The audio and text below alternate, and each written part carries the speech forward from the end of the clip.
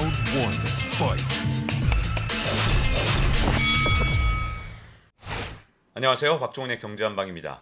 이 최근에 워낙 시장이 크게 흔들리다 보니까 많은 분들이 불안해하시는 분들이 있는데요. 그래서 좀 더 시장을 냉철하게 바라보기 위해서 김학주 한동대 ICT 창업학부 교수님을 모시고 한번 얘기를 나눠보도록 하겠습니다. 안녕하세요. 네, 안녕하십니까? 지금 증시가 워낙 흔들리다 보니까 뭐 반등을 좀 하기도 하지만 그럴 때마다 혹시라도 더 큰 조정이 오는 거 아니냐 이런 걱정을 하고 있는 분들이 많거든요. 과연 앞으로 증시 조정폭이 더 깊어질 가능성도 있는 건가요? 글쎄 뭐 지난 한 12년 동안 뭐 이런 문제들은 계속 대두가 되어 왔죠. 근데 사실 뭐 늑대가 온다 하면서 오지 않았지 않습니까? 그러니까 역시 증시의 늑대라는 것은 이 인플레 뭐 그것도 이제 그 요즘처럼 실물 시장 생필품에 관련된 인플레를 얘기하는 거 아니겠어요? 그러니까 결국은 인플레가 오면 정부는 어차피 서민을 보호하기 위해서 이제 금리를 올려야 되는데 뭐 예전부터 이제 이 증시는 경제를 떠났다고 생각을 했었습니다. 그러니까 그 얘기는 너무 이 기업의 펀더멘탈보다는 정부의 어떤 그런 토화 정책 이런 것들에다 그게 이제 증시에 대한 설명력이 워낙 크기 때문에 결국은 이제 인플레가 오면 시중 자금은 줄어든다 이렇게 생각을 했었는데 그동안에 안 왔었죠. 이제 지금 이런 생필품 인플레가 생겼으니까 만약에 이 요인들이 굉장히 구조적인 것이다. 그러면은 이 조정의 폭이 굉장히 크고도 길어질 것이고 만약 그렇지만 않다 그러면은 뭐 빠른 기간 안에 회복은 할 수 있지 않겠습니까? 그러면 이제 주식을 살 수 있는 좋은 기회라고 생각할 수 있는 것이고 이제 사실 그 증시의 크라이시스라는 것은 뭐 전고점 대비 한 반토막 났다가 2배 올라서 제자리에 오는데 얼마나 걸릴 것이냐 하는 거거든요. 근데 IT 버블 이렇게 깨졌을 때 2000년 초반이죠. 그때 7년 걸렸어요. 근데 이제 2008년 이제 그 금융 위기 때 그때는 한 4년 정도 걸렸었죠. 근데 2018년에도 조금 이제 그 테이퍼링 조짐이 있었다. 그래서 그때는 이따 말아서 그 당시에는 한 12.4% 이제 조정을 받았었고 3개월 만에 회복을 했었거든요. 근데 이제 점점 회복 기간은 단축된다.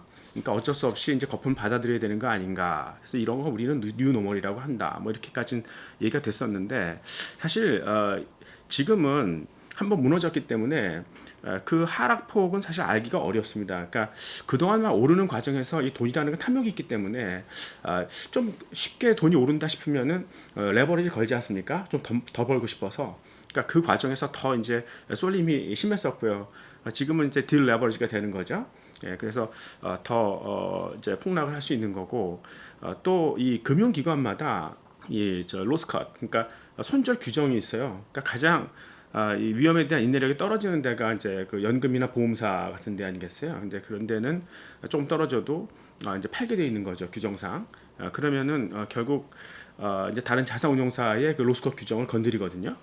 그래서 이제 이런 것들이 낫건 이펙트라고 계속 도미노처럼 다른 데 그 이 손절 규정을 때리는 그래서 더 이 주가 하락이 가속화되는 뭐 그 중에서도 사실 뭐 가상화폐도 되게 쏠림이 심했지 않습니까? 그래서 이 그 가상화폐가 또 이제 증시를 건드리는 거 아니냐 뭐 이런 우려도 할 수 있는 거고요. 그래서 지금은 거의 뭐 이제 패닉 셀링 그러니까 그게 보면 심리적인 요인이 더 가중되면서 굉장히 낙폭이 깊어지는. 그러니까 사람들은 일단 불안한 걸 싫어하지 않습니까? 그러니까 일단 버리고 보는 뭐 이런 심리 때문에 수급 때문에 많이 깨질 수밖에 없다. 그 낙폭은 사실 알 수 없다. 근데 이게 이제 조기에 회복만 된다 그러면 굉장히 좋은 기회다 이렇게 생각하고 사실 그 만약에 제가 지금 펀드 매니저를 뽑는다면 뭐 케인즈 같은 사람을 뽑겠어요. 근데 케인즈가 경제학자로 많이 알려져 있지 않습니까? 근데 되게 이 사람이 그 돈을 잃을 것 같지 않은 굉장히 좀 융통성 있는 이분이 좀 그 이 뷰티 컨테스트를 얘기했잖아요. 그러니까 이 물론 내가 보는 그런 주식 근데 나의 주식을 남이 어떻게 볼 것인가 이런 것도 같이 생각하는 굉장히 균형감 있는 그런 시각을 가진 사람인데 그래서 이제 자기가 주식을 사더라도 내 뒤에 내 주식을 좋아해서 사줄 사람이 얼마나 되는가 뭐 이런 거 생각하는 사람이죠. 그러니까 이 사람이 뭐라 그랬냐면 그 폭락이라는 게 아무 때나 오는 건 아니다. 그러니까 이게 잘 이용하면 굉장히 좋은 찬스가 될 수 있다. 그러니까 저는 그 사람의 말을 한번 좀 상기해 볼 필요가 있지 않을까. 사실 뭐 4년 만에 2배 난다 그러면 괜찮은 거 아니겠어요? 그러니까 사실 이런 이 폭락 시기에 잘 저점 매집을 하면 좋은 기회가 될 수 있다 이렇게 생각을 하고요. 지금 이제 이 과거하고 다른 현상은 이제 인플레가 동반이 된 건데 그 인플레가 사실 수요가 아니라 이제 공급에서 왔지 않습니까? 그러니까 supply chain disruption이라고 얘기를 하죠. 네, 근데 사실 지금 이거를 금리 인상으로 자꾸 막으려고 그래요. 근데 사실 금리라는 거는 수요가 좀 이렇게 촉발이 됐을 때, 그러니까 수요로 인해서 이제 투자가 많아졌을 때 그걸 억제하기 위해서 금리를 높여서 이제 디스커리지 시키는 거 아니겠습니까? 근데 사실 이런 이 공급망에서의 문제가 생긴다는 게 금리 인상이 얼마나 효과적일지, 그러니까 그거는 아닐 것 같은데 그러니까 못 잡을 수 있는 거 아니냐 이런 생각도 하고 이게 이제 또 이렇게 불거진 이유가 패권 다툼에서 오는 그런 문제일 수도 있다. 그리고 이제 그로 인한 어떤 탈글로벌화 뭐 이런 거 아니겠습니까? 이게 굉장히 구조적인 요인인데 이런 게 인플레 촉발시키는 게 아니냐 이렇게 이제 사람들이 불안해하는 거죠. 근데 사실 이 글로벌라이제이션 속에서 이제 그동안 미국의 경제 성장률보다는 이 신흥 시장의 경제 성장률이 또 높았지 않습니까? 그만큼 사실 미국이 이 세계를 장악할 수 있는 그런 장악력이 이제 슬슬 떨어져가는 건 사실이었었죠. 그러니까 미국 조금씩 이제 예민해지기 시작하더라고요. 그래서 이제 트럼프 같은 경우도 중국과 이제 무역 갈등을 일으키고 그리고 뭐 우리나라한테도 방위비 더 내라 뭐 이런 식으로. 그럼 이제 우리 입장에서는 그럼 우리가 왜 달러 이 기축통화로 써야 되냐 뭐 이런 갈등이 막 생겼던 거죠. 근데 이 바이든도 무늬만 달랐지 트럼프처럼 약간 이기적으로 나왔던 것 같아요. 그러니까 중국을 견제하는 거죠. 이분이 친환경으로 급선회 했지 않습니까? 원래 미국은 석유 패권이 있었기 때문에 사실 이 친환경에 대해서 그렇게 우호적이지 않았던, 물론 민주당은 약간 좀 진보 세력이기 때문에 뭐 친환경을 했었는데 이제 가도 너무 심하게 갔다는 거죠. 그러니까 이제 이 사람이 그렇게 갔던 배경이 있었는데 미래 패권은 역시 이 데이터 아니겠어요. 근데 이 데이터는 그 프로세싱 하는데 굉장히 전기가 많이 소모되고 그리고 이 데이터 센터가 있어요. 근데 그걸 냉각해야 되거든요. 그거 불납니다. 그래서 그거 팬 돌리려면 전기가 엄청나게 들어가는데 그걸 신재생으로 하자는 거죠. 예, 그러니까 그럼 중국은 사실 뭐 발전을 60 내지 70%로 석탄에 하는데 결국은 기술 기업을 만들지 못하는 거 아니겠어요? 그렇죠. 예, 그러니까 이제 슬슬 화가 나는 뭐 그런 적이었었고요. 그리고 이 바이든이 석유 에너지를 이제 차단시키는데 미국에서 셰일가스 업자들한테 구멍도 뚫지 마라 이렇게 얘기한 것뿐만 아니라 자금 조달도 못 하겠어요. 그러니까 있던 기존의 이제 이 셰일가스 유전 같은 경우도 이제 폐광시켜야 되는. 그러니까 이게 너무 심각했던 거죠. 그래서 이제 그럼 신재생으로 빨리 넘어가야 되는데 신재생은 아직도 버벅거리고 있는 거예요. 그러니까 이 배터리 쪽에서 막 헤매고 있으니까. 그러니까 이제 뭐 결국은 에너지 부족 사태가 날 수밖에 없는 거고. 그러니까 이런 상태에서 이제 러시아하고 중동은 불만이 있을 수밖에 없죠. 그러니까 빨리 우리도 친환경 좋은 건 한다. 넘어가야 된다. 그렇지만 우리한테 상의는 한번 해봐야 되는 거 아니냐. 뭐 이런 식으로 얘기할 수밖에 없고요. 그래서 이제 러시아 우크라이나 전쟁 같은 경우도 이거의 연장선이었던 것 같아요. 이 패권 다툼에. 그러니까 사실 러시아가 유럽 쪽으로 석유를 파는 가스를 파는 송유관이 옛날 구소련 시대에 만들어진 거 아니겠습니까? 그러니까 우크라이나 밑을 지나가잖아요. 근데 우크라이나가 자꾸 이제 나토 쪽으로 붙으려고 하니까 그거를 그러면은 발트해 해저나 아니면 터키 쪽으로 지나가게 하자. 그래서 노르 스트림 1을 이제 뭐 만들었었고요. 그 다음에 이제 독일하고 그걸 했었죠. 근데 노르드 스트림 2를 한번 해보자 그랬는데 트럼프가 거기에 이제 좀 도움을 주는 그런 기관이나 국가 뭐 누구든지 뭐 제재하겠다 뭐 이렇게 나왔고 그래서 러시아가 이거 홀로 완성한 걸로 알고 있어요. 노르드 스트림 2를. 근데 완성하고도 가동을 못 하고 있는 거죠. 그러니까 미국의 제재 때문에 그러니까 이제 화가 나니까 당연히 이제 뭐 이런 전쟁이 불거지지 않았겠는가 뭐 이런 생각을 하는 거고요. 그래서 결국 이제 이 에너지발 인플레라는 게 이 패권 다툼의 연장선이다. 야, 그렇다면 이게 좀 감정적인 부분도 개입이 되는 건데 야, 이거 통제 불가능한 거 아닌가 뭐 이렇게 생각할 수 있는 거죠. 그리고 이 에너지와 같은 이 생필품 가격은 이제 뭐 인건비 같은 굉장히 다양하게 파급 효과가 있지 않습니까? 예, 그래서 좀 심각할 수 있겠다. 또 이제 각국의 비교 우위를 이용하는 게 결국 글로벌라이제이션인데 그게 거꾸로 간다 그러면 그 자체가 결국 좀 이 비용 상승 요인이 되는 거 아니냐 뭐 이런 아주 구조적인 요인이 섞여 있기 때문에 인플레라는 게 이게 그냥 단순히 마찰적이거나 아니면 일시적으로 온 거라면 별 걱정을 안 하겠는데 구조적인 요인이 있을지도 모르겠다 뭐 이렇게 걱정을 사람들이 했던 거죠. 네. 근데 저는 사실 이 경제는 이 살아있는 유기체고요. 이제 생존하기 위한 어떤 그런 생명체라고 생각하기 때문에 결국 경제가 자살하는 경우는 한 번도 못 봤어요. 네, 그러니까 어떻게든지 어떤 이제 타협점을 마련할 수 있지 않겠나라고 저는 생각하고 있고요. 그러니까 지금 많은 분들이 이제 그 뭐 배럴당 유가가 200불 이상 간다고 생각하는 사람들도 있어요. 근데 뭐 러시아가 제재를 받으니까 공급이 굉장히 차질을 빚을 것이다. 근데 그런 문제를 뭐 미연에 방지하기 위해서는 미국이 너희들 뭐 러시아 수출해라. 근데 프라이스 캡을 씌우겠다. 뭐 배럴당 50불 이상 하지 마라. 이렇게 되면 결국 뭐 러시아 입장에서는 안 하는 것보다 나으니까 하는데 결국 그 에너지 가격도 낮게 유지가 되고 그리고 이제 그렇게 러시아 그 군수 장비 쪽으로 돈이 들어가지도 않고 서로 간에 윈윈할 수 있는 거 아니겠습니까? 그런 타협점을 마련할 수 있을 것이다라고 저는 생각을 하고 있고요. 미국의 패권이 급하게 흔들릴 것 같지도 않아요. 그러니까 뭐 러시아가 전쟁하는 거 보니까 굉장히 약간 좀 촌스럽더라고요. 그러니까 뭐 지금 미국 같은 경우에는 한번 전쟁 시작하면 상대방의 통신망을 완전히 마비시키고 그리고 스텔스로 한번 쭉 그 공격을 한 다음에 그 다음엔 지상군이 들어가는데 여기는 이제 뭐 지상군 투입하기 위한 헬리콥터가 뭐 스팅어 미사일 맞고 떨어지고 역시 이 국방력 같은 경우도 어떤 민간의 어떤 그 기술력, 경제력 뭐 이런 거에 많이 좀 좌우되는 게 아닌가 이렇게 생각하고요. 중국은 사실 더 말할 것도 없어요. 그러니까 1979년도에 한 게 전쟁의 마지막이거든요. 그러니까 중국 군들은 거의 그 평화병에 걸렸다는 거예요. 그러니까 싸움을 두려워한다는 거예요. 싸워보지 않아가지고 그래서 역시 미국의 어떤 패권이 흔들릴 것 같지도 않고 그리고 사실 저는 지금의 인플레라는 게 좀 과도하게 부풀려진 부분이 분명히 있다고 생각합니다. 그러니까 이 코로나 이후에 그 펜트업 디맨드라는 게 있지 않습니까? 그동안 사람들이 경제 활동을 못하면서 이제 억제해왔던 소비가 한꺼번에 이제 부풀려지는 그런 부분이 있을 거고요. 그리고 이제는 이 생산 기지를 소비지로 다시 옮기자, 그러니까 로컬라이제이션을 하는데 그렇다면 옛날 설비를 지금 당장 무너뜨릴 수는 없고 새로 설비를 만들고 그러면 그 재고라는 게 양쪽으로 잡히는 거 아니겠어요? 그러면 이제 더블 스탁이 되는 거죠. 그 과정에서는 인플레가 발생을 하지만 이게 다 완공된 다음에는 결국은 이제 공급 과잉이 되는 거죠. 네, 그런 부분도 좀 감안해봐야 되고요.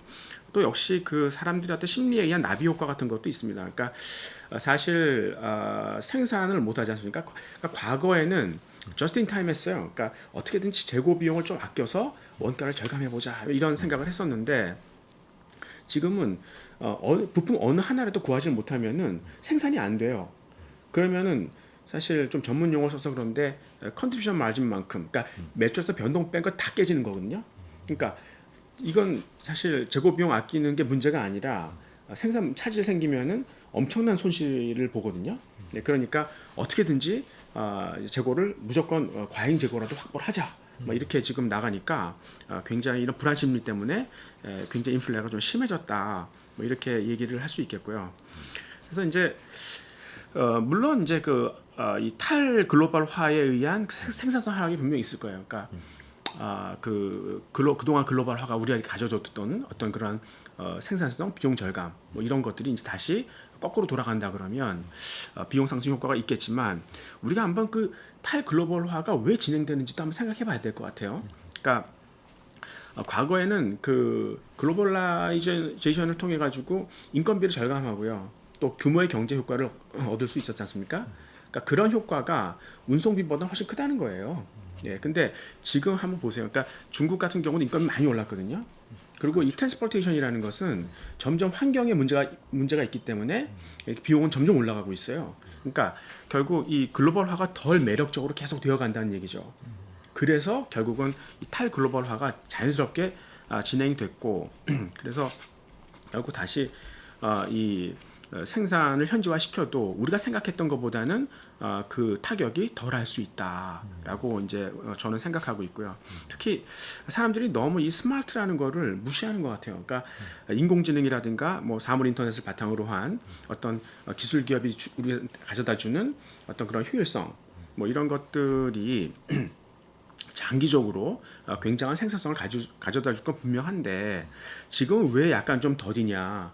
정부의 입장도 한번 생각해 줘야 될 것 같아요. 만약에 진짜 정말 스마트하게 이 전기 체제를 바꾸지 않습니까?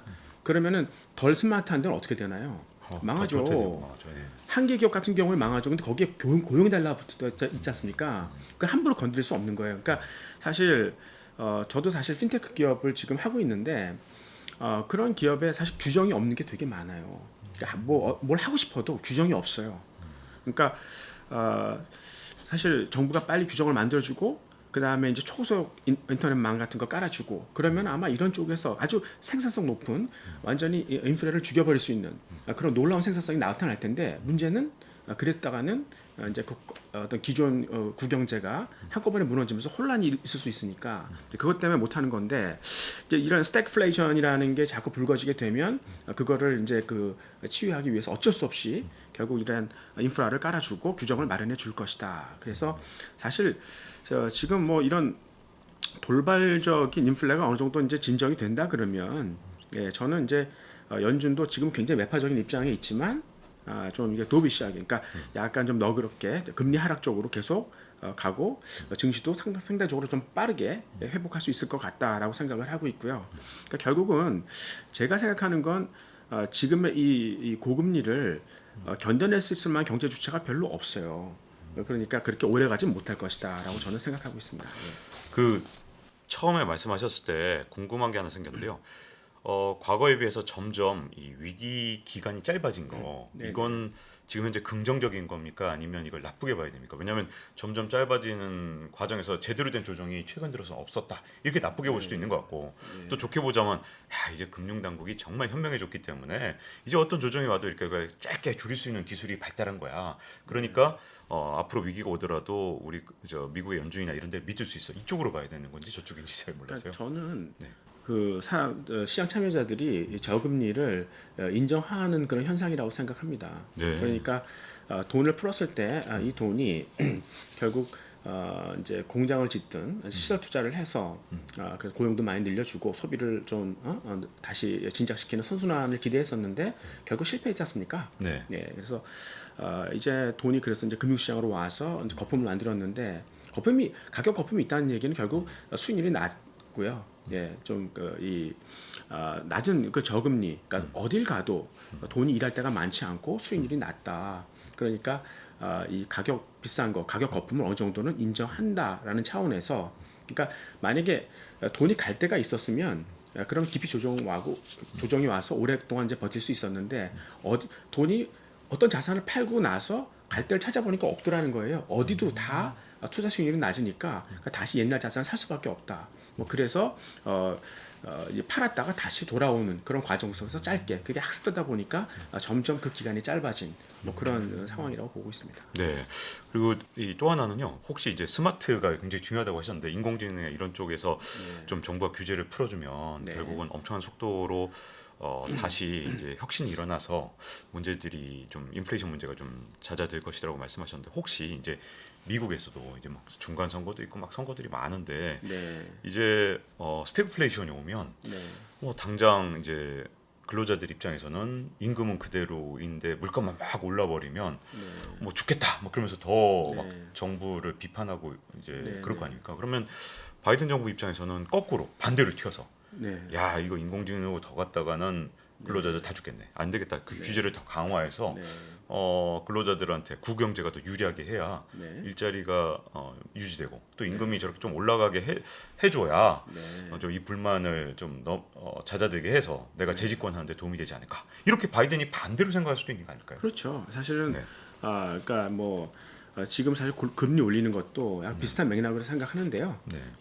그러니까 약간 그런 게 하이브리드로 섞여 있는 것 같아요. 그러니까 장기적인 유정자 입장에서는 장기적으로는 그런 걸 쭉 깔면서 단기적으로 약간 그런 거를 애드레스 할 수 있는 그런 어떤 단기적인 정책도 같이 함께 가져가는 그런 정책으로 갈 것 같아요. 네. 자, 근데 이제 여기서 많은 분들이 이제 궁금해하시는 게 그럴 것 같아요.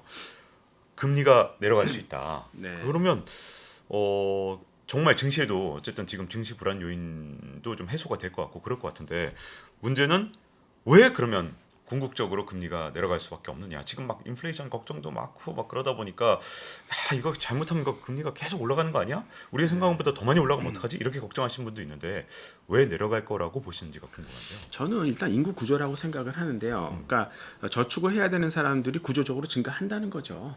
그러니까 저축을 많이 하게 되면 금융자산의 수요가 그만큼 늘어나고 금융자산 가격이 비싸지고 투자 수익률은 떨어지고 결국 구조적인 현상이다라고 생각하는데 일단 첫 번째 요인은 부의 불균형이 이미 너무 심해졌어요. 그러니까 부자들이 너무 많은 거죠. 그래가지고 극부층이 굉장히 많아졌고요. 그러니까 뭐 지금 우크라이나 같은 경우도 이 자금 원조를 하는데 나한테 좀 전투기 좀 사달라 뭐 이런 식으로 얘기를 하는데 기관이나 어떤 그 국가에다 부탁을 안 하고 그냥 극부층에다가 뭐 디지털 파이낸싱 그냥 해버리더라고요. 네, 그러니까 놀랍네요. 네. 예, 그래서 그만큼 극부층이 많아졌는데 지금 2021년 1분기 미국 전체 순자산을 보지 않습니까? 근데 상위 1%가 32%를 가지고 있고요. 그다음에 상위 10%가 70%를 소유하고 있다는 거예요. 그러니까 이 사람들은 뭐 돈을 벌어봤자 어떻게 소비를 해요? 그러니까 다 저축할 수밖에 없는 거죠. 네. 그러니까 금융자산에 대한 수요가 그만큼 구조적으로 계속 늘어날 수밖에 없고 네. 또 이제 세계에서 가장 그 많은 두터운 인구층이 베이비부머, 그러니까 1960년 전후. 그러니까 저도 사실 거기에 속하는데요. 네, 이제 이런 사람들이 지금 60세가 조금씩 넘어가고 있으니까 이제 그 은퇴할 나이가 됐지 않습니까? 더 이상 월급 못 받고 계속 이제 자기가 이제 그 미래를 책임질 수 있는 어떤 금융자산을 계속 사야 되는 거죠. 네, 그래서 이 사람들은 또 사회 전체적으로도 이런 사람들 많아지다 보니까 다 좀 불안해지는 것 같아요. 저성장이니까 내 미래가 어떻게 되지? 그러니까 저축 더 많이 하고 그래서 이 가격 거품이 계속 생길 수밖에 없고 이제 수익률 하락이 구조적으로 온다. 저금리 구조가 만들어진다. 그러다 보니까 이 젊은 애들도 이게 내가 늙으면 한 10억 정도 있으면 될 줄 알았는데 아니야. 투자 수익률을 감안해 보니까 20억은 있어야 된다. 이게 생각하니까 더 저축을 하게 되는 굉장히 악순환에 이제 빠지게 되는 거죠. 그래서 이 한쪽에서는 저축을 계속 많이 할 수밖에 없고 또 한쪽에서는 계속 빚이 늘어나요. 그래서 뭐 정부 같은 경우도 이제 저성장을 부양하기 위해서는 계속 빚을 내서 경기 부양해야 되고 그다음에 서민들은 더 가난해지고 빚 많아지고 한계 기업 같은 경우도 지금 당장 망하게 할 수 없으니까 계속 빚이 늘어나니까 프리 캐시 플로우가 계속 마이너스로 떨어지는 뭐 그런 쪽에 있는 사람들이고 그러니까 이런 사람들을 볼모라 그래요. 그래서 사실 부자들이 많은 사람들이 패드풋 막 이러지 않습니까? 네. 뭐 중앙 정부가 그러니까 중앙은행이 우리를 뭐 구원해 준다 금리 낮춰서. 근데 패드풋을 믿는 게 아니고 어차피 이런 그 섬이라든가 한계 기업 이런 분들을 돌봐주기 위해서는 결국은 금리를 내릴 수밖에 없다. 그러니까 부자들은 이런 사람들을 믿고 투자하는 거죠. 네. 그러니까 그렇게 보는 게 좀 타당한 것 같고요. 이제 어떻게 생각하면 금리 한번 높여가지고 한번 털고 가볼까? 뭐 이런 생각도 해볼 수 있는 거죠. 네. 그러니까 부자들의 돈을 다 잃게 해서 우리 처음부터 다시 시작해보자. 뭐 이런 식의 생각도 한번 해볼 수는 있겠습니다만 그거를 왜 2008년에 안 했냐는 거죠. 그러니까 저는 사실 2000년 초초부터 이제 그린스펀이 돈 풀어서 경기 부양했지 않습니까? 그게 잘못됐다고 생각했어요. 그리고 그게 언젠가 무너질 거라고 생각했는데 2007년, 2006년 이때 미국 출장 가보니까 그게 너무 무분별한 상태로 그렇게 가더라고요. 그래서 한번 무너질 줄 알았어요. 근데 예상대로 무너졌죠. 네. 예, 그리고 다시 회복을 하는데 저는 그러니까 그 돈을 풀어서 실물 경제를 살릴 수 있다는 그런 기대가 2007년 이 파이낸셜 크라이시스를 통해서 무너졌기 때문에 미국의 어떤 정부의 스탠스가 바뀔 줄 알았어요. 네. 그러니까 그 다음부터는 이제 부의 재분배, 그러니까 이 저성장이라는 걸 겸허히 받아들이고 부의 재분배에 좀 신경 쓰면서 이 지속성, 그러니까 서스테너빌리티를 위해서 이제 천천히 가지 않을까. 그래서 저는 2009년부터 증시 올라오는 것도 좀 더디게 올라올 것이다라고 생각했는데 제 생각을 비웃듯이 그냥 더 거품을 크게 일으켜 버리더라고요. 그 의미는 뭐냐면 이미 늦었다는 거죠. 네. 이미 이 고금리를 받아들일 수 있는 그런 경제 주체들이 많이 없다. 저금리에 중독됐다. 뭐 이런 생각 속에서 결국은 그런 어떤 정치적인 어떤 스탠스가 지금 바뀌었냐는 거죠. 저는 네. 그렇게 생각하지는 않거든요. 네, 그래서 그럼 정치인들이 이 저금리라는 게 되게 부작용도 많고 이런 건데 도대체 이런 부작용을 끌어안고 뭘 기대하는 건가? 그럼 한 가지 딱 기대하는 거죠. 그거는 이 새로운 부가가치를 만드는 스타트업들 있지 않습니까? 얘네들은 이제 그 금리에 대해서 되게 민감해요. 그러니까 네. 돈을 많이 구할 수 있으면 얼마든지 부가가치를 만들어낼 수 있으니까 그 분위기를 조성해 주는 거죠, 정부가. 그래서 이들이 빨리 자라서 기존의 어떤 그러한 구경제, 그러니까 어떤 기존의 경제를 다 대체할 수 있을 때까지 한번 이런 걸 해보겠다 하는 그런 스탠스로 저는 생각을 하고 있고요. 그러니까 지금 이제 페드가 지나치게 매파적 입장을 보이는 이유는 아까 말씀하신 것처럼 올 11월에 그 미국 중간 선거 있어요. 근데 아마 민주당이 공화당에 비해서 훨씬 더 열세일 거예요. 한 17%포인트 정도 네. 열세 보이고 있는 것 같은데요. 사실 아까도 기자님께서 지적해 주셨는데 지금 미국 사람들이 되게 화나 있거든요. 네. 그러니까 사실 임금 인상률은 나쁘지 않아요. 사실 이것도 어떻게 보면 이제 그 코로나로 인한 돌발적인 임금 인상인데 5.6% 정도 되거든요. 근데 뭐 이 물가 상승률은 뭐 8.6%막 이렇게 되니까 이제 실질 임금 마이너스지 않습니까? 네. 그럼 뭔가 무슨 짓을 해도 해야 될 거 아니겠어요? 예, 그러니까 이제 좀 상징적으로 그동안 이제 코로나 때문에 금리를 굉장히 빨리 내렸었는데 그거를 복원시키는 것까지 굉장히 빠르게 한다. 근데 그 이상으로 금리를 더 올릴 수 있겠느냐 하는 거죠. 그래서 네. 사람들이 이제 서민들이 지금 고금리, 그러니까 유권자죠. 유권자가 고금리를 좋아할 거냐, 저금리를 좋아할 거냐 한번 생각해 보는 거죠. 만약에 그럼 집값을 높이기 위해 억제하기 위해서 그럼 고금리 해야 될 거 아닙니까? 네. 그러니까 거기에 관심이 있느냐? 아니면 이 사람 서민들이 거의 다 렌트 살지 않습니까? 월세. 그렇죠. 그러니까 그 사람들을 위해서 이제 금리를 떨어뜨려 주는 게 좋냐? 당연히 금리를 낮춰주는 거에 지금 관심이 있을 것이다. 그러니까 무리하게 그렇게 고금리로 치고 가지는 않을 것이다라고 저는 생각하고 있고요. 그래서 약간 좀 긴 그림에서 봅시다. 그러면은 일본이란 나라가 수입 물가 상승했을 때 인플레가 아니라 디플레 걱정한다는 거예요. 네. 그러니까 왜 그러냐면 지난 30년 동안 하도 정체가 이제 거기에 단련이 됐지 않습니까?